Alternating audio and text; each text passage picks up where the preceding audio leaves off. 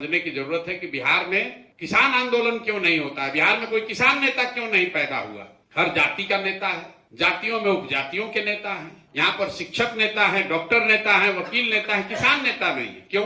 बिहार में किसान को लेकर या किसान के विषय को लेकर कोई नेतागिरी इसलिए नहीं होती है, कोई किसान नेता इसलिए नहीं हुआ क्योंकि बिहार में विशुद्ध तौर पर किसानों की संख्या बहुत कम है। अब आप कहिएगा ऐसे कैसे है, हर गांव में हर घर में खेती हो रहा है, उसको समझिए। किसान वो है जिसके पास जमीन है, वो खेती करता है।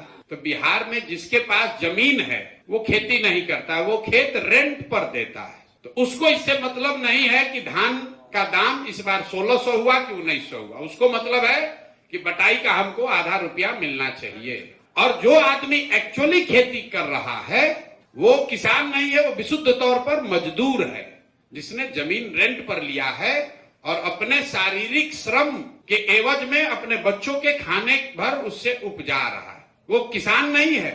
मैं हमेशा कहता हूं बिहार में जो खेती है वो कमाने वाली खेती नहीं है, वो खाने वाली खेती है। जो लोग खेती करता है, जमीन लिया रेंट पर, अगर उसका मजदूरी माइनस कर दीजिए तो बेचारे को 1 रुपया भी नहीं मिलना है। चूंकि मजदूरी नहीं है, जो महीने भर में मजदूरी करता वो कमाता उतना ही पैसा, उसको उतने पैसे का फसल उसको 6 महीना 8 महीना में मिलता है। और आप सुने होंगे गांव देहात में लोग कहता है कि भैया रोपनी में आए हैं, इसके बाद कमाने के लिए लुधियाना जाएंगे। तो बात सुने होंगे आप, भोजपुरी में भी आदमी कहता है, आप लोग भोजपुरी बोलने वाले हैं कि भैया आइल बानी रोपनी करे, कमाए खाती लुधियाना जाये या कमाए खाती बॉम्बे जाये। क्यों कहता है?